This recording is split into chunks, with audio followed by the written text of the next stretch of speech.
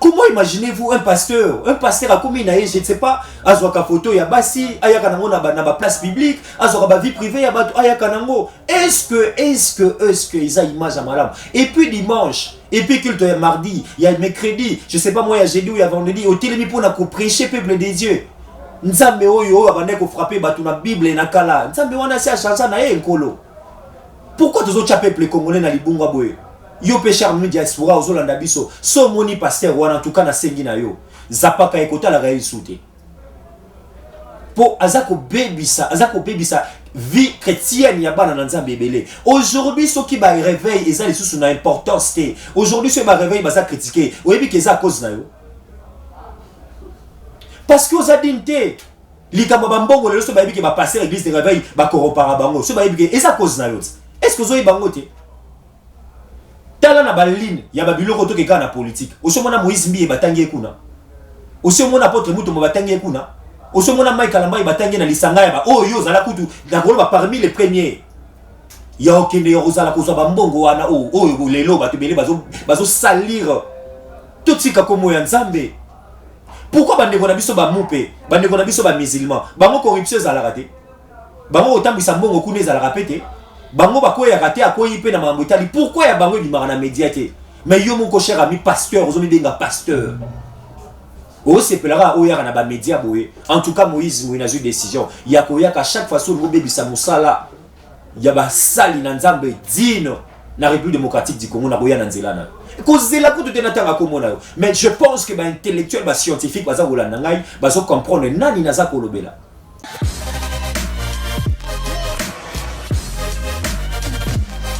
Yo pe mutozo luka base na yebi yo makasi parce que voire même famille biologique na yo, il y a aussi ta sœur, ton frère, tes frères, on a yebi na kutoya mususu par rapport ya musala na ngai. Mais je te dis, cher pasteur, vous la soni ya libota. Allez-y vite comprendre, cher ami, moto azoya koleka na ba télévision, ko ça la base na ba pasteur oyo, mais na famille na yemoko, il y a encore d'autres hommes de Dieu. Oyo entre guillemets ba séparation na ba comportement na ye. Pourquoi ceux qui ont décidé, Moussala Nzambe et Simbi Lissoute, to ba grâce divine, au Nzamba Pesa Kiyo, et ça la Lissoute, au CPLO comme un youtubeur. Merci beaucoup, amis téléspectateurs, chers internautes, Topé Sibinombo Tumingi, Boza, deux partout dans le monde, Bozo Landama sur le Congo. Merci, la confiance que vous avez à Nabiso, Tolobi.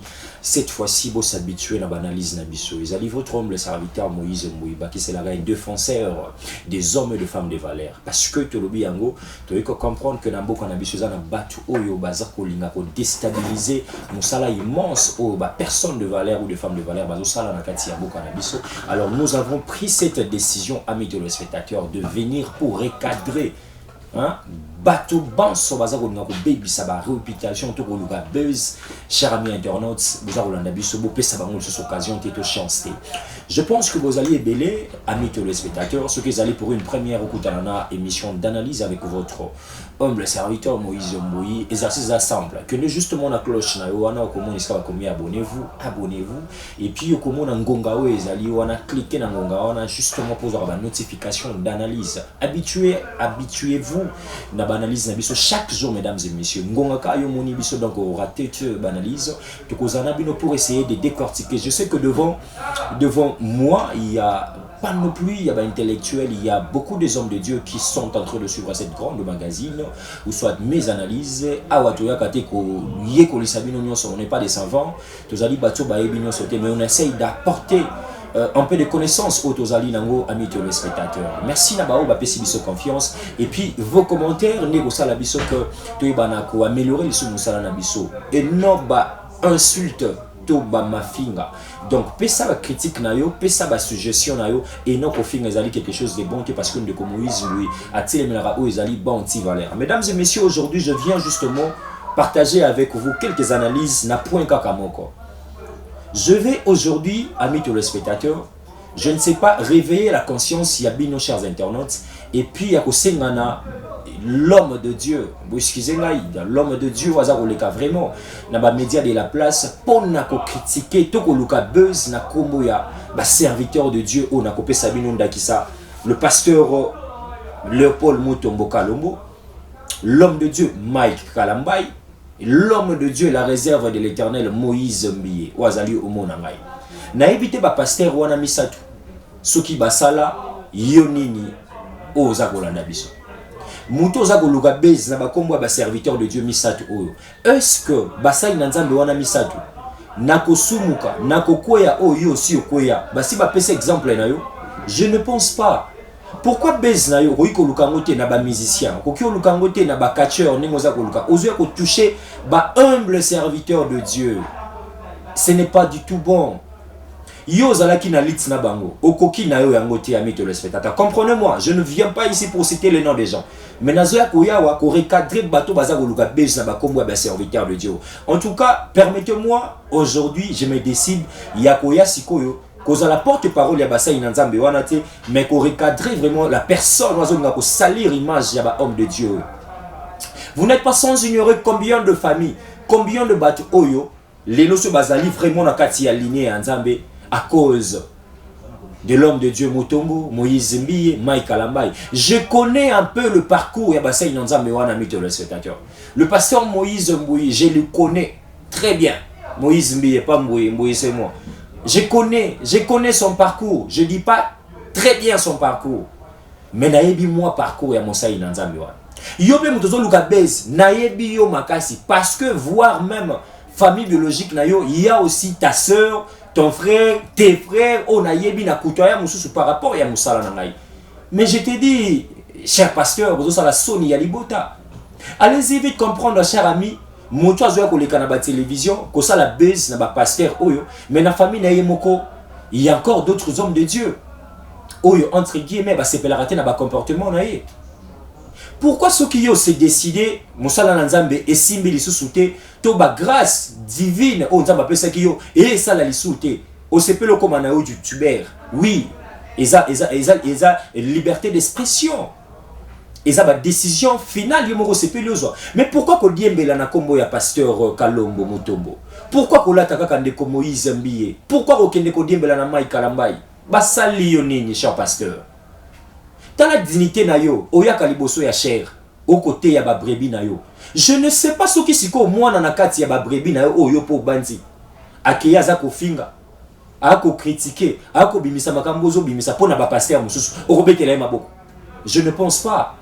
Je ne pense pas que okofanda boye, otinda brebi na omoko, ale yo kende banda kotake le frère Patrice Ngoyi Musoko. Banda kende kotake, je ne sais pas moi, pasteur Walesa. Pourquoi yozolinga ko diembelaka na basai na nzambe oyo na parcours na bango atako tanga komo na on aller dans les bons sens batanga yango te. Je dis bien dans les bons sens. Mais ce qu'on comment yozolinga utanga ya bango na ndenge ya mabe. En tout cas bongola motema. Na yé ko senga na ba chers internautes. To sunga ndeko wana. Pour ceux tozotika été tozotika na mabe. Oyebi parcours ya ndeko wana na kutanga komo na été parce que na limite na pesa épée je sais pas moi buzz. Mais na yé na te ya étant que scientifique intellectuel. Oh, ça les a rekumisa lisusu gloire ya nzambe te. Imaginez-vous parcours ya ndeko wana zo ya galeo na yeka na bakomba ba pasteur non misado. Parce que na lobby soki aza ko continuer ko luka base na ye, ko simba ba femme et homme de valeur ya mboka na biso akomona ndeko Moïse Mbiye na nzela na ye. Na koyate ko sala oyo azo sala et pas ba journaliste. Ko kende chaque émission, ko kenda ko lobela ba komba ba serviteur de Dieu wana. Batu boni o balongwa na ka ya diable bakoma na ka ya nzambe grâce ya ndeko Moïse Mbiye, grâce ya pasteur le Paul Mutombo. Batu boni o ba risque ko perdre être vie humaine. Mais likolo ya prière ya basa ina nzambe oyo. Batu boni ba bongola motema likolo ba cantique ya frère Mike Kalambai. Soko yibi batu wana te tika ba betela o histoire. Pourquoi les loso ki nzamba zui atomboli batu wana? Yo lingo la batu dans le monde ke batu wana batomba mina mabe. Ceux qui ont magi na mabe, cela signifie que le Paul Mutombo, église ndefandi bongo ezaka dans les mabe. Non, c'est de la jalousie. Oh batu muso bazolo ba na kati ya politique, yango ape nazo mone pa ina yo. C'est la jalousie mal placée. Lelo ba lobby hein, répands-toi zonga na makolo ya nzambe. Nzamba ko kozongisa yo pe. Singa na yebi ko tombisa pe ba stade à l'époque. Je sais que ça a peu ba guérison entre guillemets, faut tout ce qu'on nzambe. Aye ba souza ba guérison vraiment à l'Éternel. Pourquoi les lots bikamo ya Moïse Mbiye comme pesa motema passe? Pourquoi les lots stang basangisi ba serviteur de Dieu minene ba yé ba chama boko ba yé ba tomola mosala o mosala nzamba za kosala epesi yo jalousie?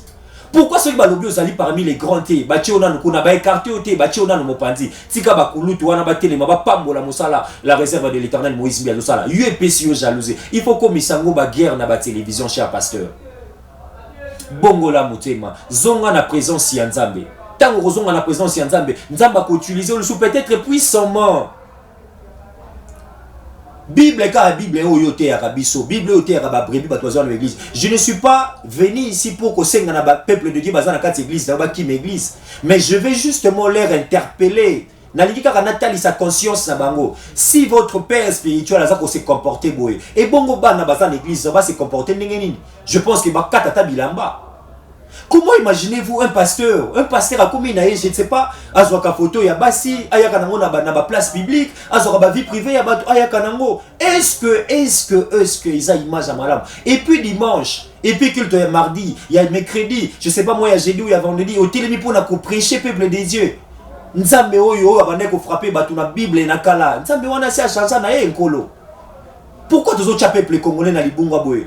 Yo péché armé diaspora aux Olanda biso so moni pasteur wana en tout cas na sengi na yo zapaka ekota la gaï souté po azako bebisa vie chrétienne ya bana na Nzambe belé. Aujourd'hui ceux qui ba réveil eza les sous na importance té aujourd'hui ceux ba réveil baza critiquer oyebi que eza cause na yo parce que oza dinte likamba bambongo le so ba yebi que ba passer l'église de réveil ba corrompara bango so ba yebi que eza cause na yo. Est-ce que ozo bango té tala na baline ya babiloko to keka na politique osomona Moïse Mbie batangi kuna osomona Apôtre Mutombo batangi kuna osomona Mike Kalamba batangi na lisanga ya ba oyo zala kutu na koloba parmi les premiers ya okende ya ozala kozwa bambongo wana oyo lelo batebele bazo salir tout tika komo ya Nzambe. Pourquoi bandeko na biso ba mupe bandeko na biso ba musulman bango corruption za la raté bango otambisa mbongo kuna za la rapete bango bako ya raté akoyi pe na mamutali. Pourquoi ya bango bimara na médiaté? Mais yo mon cher ami pasteur ozomi benga pasteur o se pelara o ya na ba média boye. En tout cas Moïse Mbie na eu décision ya koya ka chaque fois so bebisa musala ya ba sali na Nzambe dino na République démocratique du Congo na boya na nzela na kozela ko tutena tanga komona yo. Mais je pense que ba intellectuel ba scientifique baza kolanda ngai bazo comprendre nani naza kolobela soki pe boza ebele yo pe pasteur mususu olanda ngai oza ba comportement wana en tout cas bo changer bo bongo la motema okotika la komona Léopold Mutombo te afandi na kilf na yebo atangi ndeti komona yo na yebi na niveau na yebi grandeur ya pasteur wana. Donc dans le bon sens atape cet exemple na o ya makam oyo sala parce que ngai yo na koloba boye na lobela ka peu à l'époque na musana nga. Mais lelo je me dis Nzambe alimbisa ngai na kolobonga na lobela dans le bon sens parce que le ça la fierté qui a gozala musangi na Nzambe. Ou bien au comme na yo journaliste ou bien au comme na yo comédien ou bien toi tu en arrangé nini cher pasteur tala comme bazo pesa yo naki matanga ya Apôtre Mbie Moula ya paix à son âme Nathalie grandeur bazo pesa yo même na service ya sécurité et protocole. Mais comment ozo grandeur na yo wana te lelo sur le président de la République Félix Antoine Tshisekedi Tshilombo veut recevoir les hommes de Dieu bako tu en liste. Mais si ko tel niveau sikoyo basangisi Léopold Mutombo basangisi Kabundo Alessa basangisi Moïse Mbie batie au place wana. Non, je ne pense pas. L'heure est arrivée. Répentez-vous, vous les hommes de Dieu, au besoin les carana médias, au besoin carana service, bah ouan de Dieu. Et surtout moi j'ai dit des ouan de Dieu, parce que je connais des familles. Oh grâce à Prière ya Moïse Mbie, grâce à Cantique naie, famille PSU Tomwana, famille PSU guérison. Mais le l'autre autant appelé batu grâce à vous, je ne pense pas. L'heure est arrivée. Répentez-vous, cher ami pasteur. Laissez la vie privée de Mike Kalamba. Qu'est-ce qu'il vous a fait? Est-ce que Mike Kalamba il a souffert? Oyebi bon baliboso de Mike Kalamba et ce comment on a. Vous ne savez même pas. Oyebi nze moni ya liboso sala ke Mike Kalamba alinga mabonga za la aimé. Mais pourquoi on dit que makamuno italango na public? Bongo la motema. Soko bongo li motema te. Ngana oyaka pe na ndote yaka banzimi na yo. Banzimi ya pasteur wana bozo mona ba pasteur na sali souté ngana bano yana rappela bango comme ça bango ba betela rayo maboko père spirituel. Je suis très choqué soki na famille na ngata hier moko sambela na église na yo to moko croya kana yo. Moi je me rappelle à l'époque, je parle de moi, ma famille On te suivait à l'époque. Oyeb sapiso kene pecha mai na télévision, tu chepe mai na télévision. Au lobby me boy to lobby yango mais lelo. Mais qu'on ça la teste wana. Nani osalango. C'est difficile, cher pasteur. Au lieu que o lugaga base boye, o yo comme luga ngana lobby soit bengisa biso ba journaliste boye, te bande ko ngai na lingi lelo officiellement na lobana ngana za ngai sous pasteur te. Na komi na ngai mutu ya base. Tu comprends yo? Tu comprends un peu te kodé mena kitoko. Donc yo lingi ko odiemela. Omoni weka concert na Zenith anile, odiemeli kuna na mamba we. Oh. Bongo la mutema. Ozala kia wa pasteur kabiliste de ça. Les sénateurs a vu na pesa tambo de Joseph Kabila. Na yebite na vie ne so oyambaka yo lisusu. Bon na che pointé na yebite. Basungi yo zuli bakusu yo kene na présidence de la République actuellement avec le président Tshisekedi. Obandi isusu dialelo. Je ne sais pas pasteur oyo to commissaire quoi boké tusko ya kisasa to commissaire ndeni. Ça fait très mal. Excusez-moi, ça fait très mal chers amis internautes. En tout cas, je vous prie les internautes nous sommes bolandara parce que wana oazo les gars na ba médias na ba réseaux sociaux pour baby saka musala oba ba wan de Dieu je cite makamule Paul muto mbazo sala o na yebite na ndenge yo koma bwe so sala ngo lisusu église wana 8e mwinga na benga ngo eza stade municipal oh lelo so ba pesio to longoli le Paul muto moto pesio ka kilte moko ya dimanche ata ba biso banda 7h si 18h batu ba okoma ta 100 personnes te. Là, j'estime.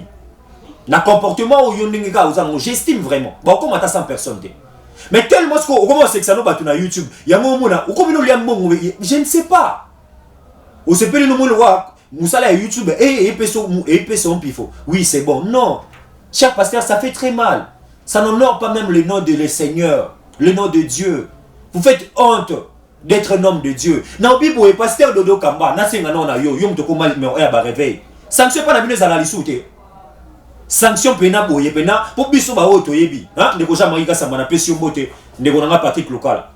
Ce qu'on a éthique et déontologie journalistique te. Ba lobi boye INPC a ko ici boyo respecter te. Ba ko radier yo, ate pas ba voker za ka bongo ba ko radier yo na ordre ba médecin ba ko radier yo. Mais comment passer ko bozo mona na bino été? Soit bolongola et bo ça peut point de presse ici so ki to longola ya za ka sous pasteur te. Tu comprendre ngo? Mais si vous lui laissez comme ça, dimanche, il y a TI Batou. Lundi, tu as internet. Eh, pasteur, vous avez un Kalamba. Eh, pasteur, vous avez un JB. Eh, pasteur, ça c'est un pasteur. Est-ce que ça peut se faire vraiment? Les églises de réveil. Aujourd'hui, ceux qui m'ont besoin aussi matin à Séni. Les colons pétants, nous soutenons, nous soutenons, comportement, pas pasteur à bon. N'a besoin d'anzela wana pour n'a besoin d'un intellectuel. Je suis sûr et certain que chers internautes, vous avez un abisso partout dans le monde. Merci la technique. Qui beaucoup la nangai te pour copier makambo mais pour na bo analyser si et seulement si makambo pasteur to lingomba ya ba pasteur bazo le kara na ba média na pour jouer avec les hommes de Dieu na pesi ndegolité ya kanda mbote yeza kana ninga comédie mais a outi ko zo moins leçon na seperka azu moins leçon na e. Je ne pense pas regarder sur la télévision, il faut pas venir à la télé comme ça pour faire des imputations dommageables. Non, le pasteur Moïse Mbié soit porté au plainte. Le nom Mike Alambay. Ndoko lobaïsou que non bakei parce que bana régime ya lelo. Je ne pense pas. Ndoko que ne parce que surtout teleso eko ya kaka na bato baza na province moko. O basa lioni ni bato ba province wana. Ozui Mutombo, ozui Moïse, ozui Mike. Oza le problème là bango. Bongo la mutema pasteur. Répondez-vous. Et puis la bandi minabino. Non, c'est na bango boy. T'as le comportement à pasteur na bino banal lundi ti vendredi. Dimanche, t'as l'escon église. Il n'y a pas de match. Et puis, dans l'église, il y a un détenu. L'église, cher ami pasteur. Tout le monde a une question. Il y a un détenu. Oh, salam abete, salam alam. Ah, tika. Tout le monde a évité l'église. Ils sont en comédie au salam net. J'ai fini, amis téléspectateurs. Le long a pour nous sabino que au Simbi, les hommes et les femmes de valeur ya mboka nanga romona biso na romona ndeko na ko hésiter ko te na senga pe permission te pasteur Moïse na ngina na za pour na posa pasteur Moïse mi était le Paul Muto moye bisanga pour na ya ko recadrer pour na ko yebisa peuple de Dieu na fungola conscience.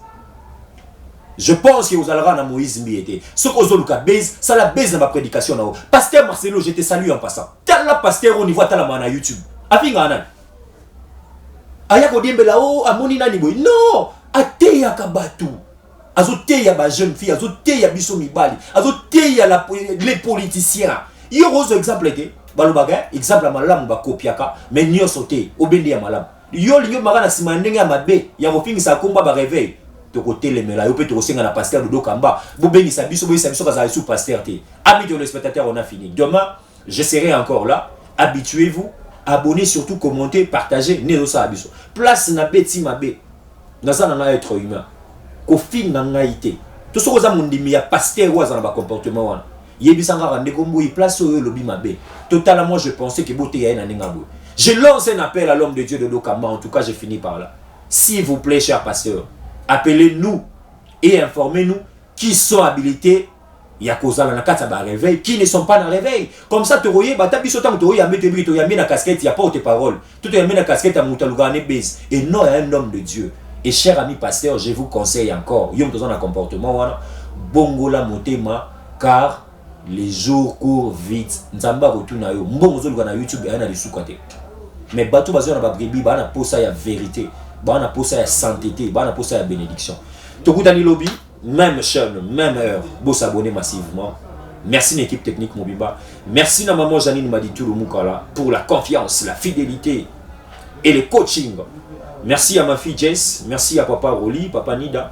Lobby na Ozawana, l'homme qui défend les hommes et les femmes de valeur. Au simbi moto ya valeur, ils en a politique na roya na nzela non. Non, il y a ta politique on a